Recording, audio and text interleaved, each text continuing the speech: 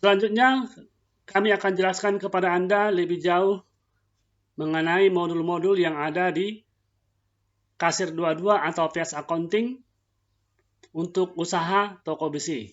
Coba kita masuk ke PS 22.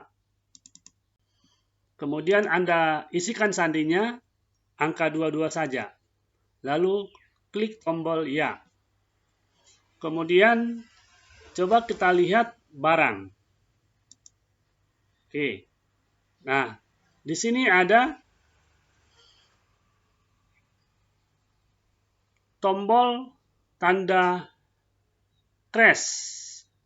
Ini untuk menyisipkan karakter khusus. Nah, di program Kasir 22 kita tidak dibenarkan menggunakan tanda petik 1 atau petik 2. Seperti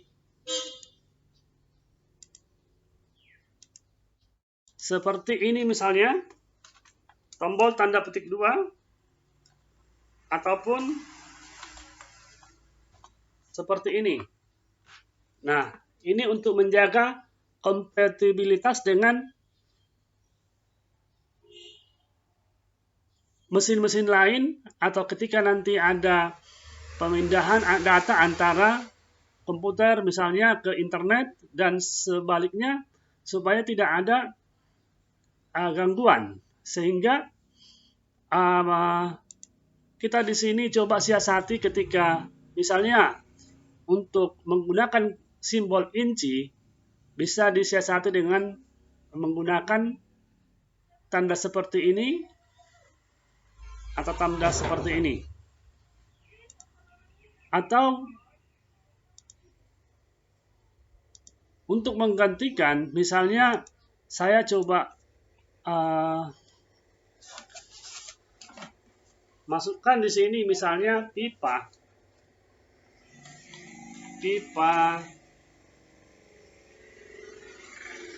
PVC.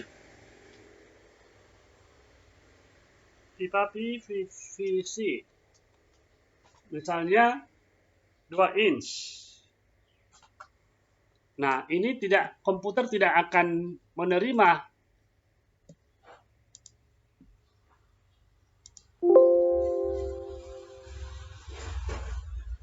dan tidak akan mau menyimpan.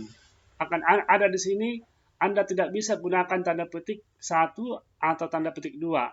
Jadi, di sini kita gunakan misalnya tanda petik seperti ini.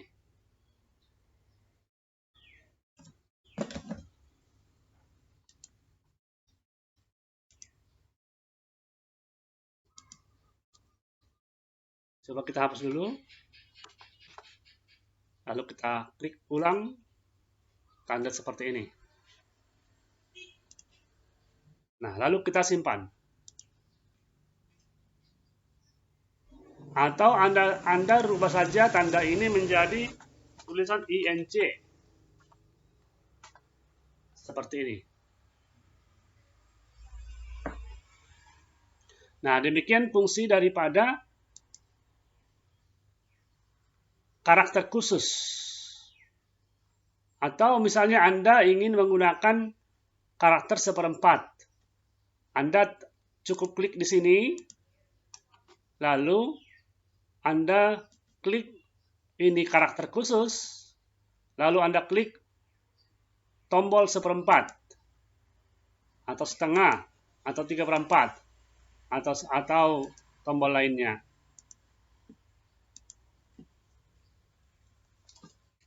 Nah, untuk menghapus data yang baru kita masukkan ataupun yang lain, Anda bisa lakukan dengan menekan tombol hapus. Apakah Anda sungguh mau menghapus data ini? Jika Anda iya akan mau menghapus, Anda tekan saja tombol yes. Berhasil menghapus data. Untuk menghapus data, tentunya tidak semua user bisa.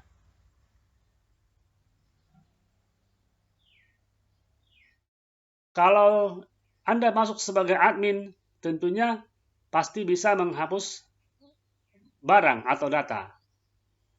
Tapi untuk user yang lain, Anda harus tentukan dulu apakah user tersebut bisa atau berhak untuk menghapus barang. Anda bisa klik di corporate, hak pakai, kemudian di sini ada persediaan atau stok, lalu coba klik di sini. Nah, di sini stok barang. Jadi misalnya untuk kita pilih untuk di sini belum ada usernya. Nanti kalau Anda pilih usernya, lalu Anda centang di sini, misalnya klik rubah. Karena ini admin, tentunya dia tidak perlu disetting karena dia sudah semua. Coba kita buatkan misalnya karyawannya yang baru, klik di sini, misalnya saya masukkan ID-nya 001, misalnya si Rudy. Lalu Anda klik simpan, lalu klik rubah, centang di sini dan simpan. Anda klik izinkan pakai sistem, lalu tutup. Anda kembali ke mari hak pakai. Nah, di sini sudah ada Rudy. Lalu klik persediaan. Kemudian di sini ada kartu stok. Anda tekan rubah. Nah, kalau misalnya si Rudy ini bisa membuat barang baru, memasukkan barang baru ke komputer, Anda bisa klik baru. Kalau dia bisa merubah, Anda klik rubah. Kalau dia bisa menghapus, Anda klik hapus seperti ini.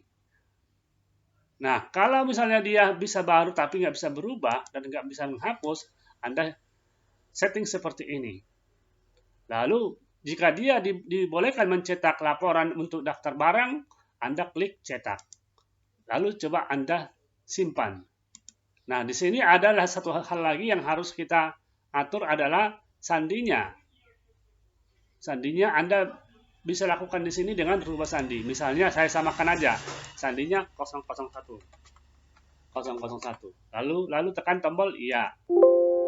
Nah, di sini ada juga masa kadaluarsanya atau sampai kapan ini password bisa digunakan. Seperti itu. Anda bisa rubah dan buat di sini misalnya sampai 2024. Seperti itu. Dan Anda simpan.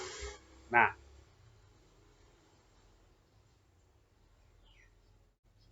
demikian caranya untuk mengatur hak pengguna. Kemudian kita lanjut kembali ke barang.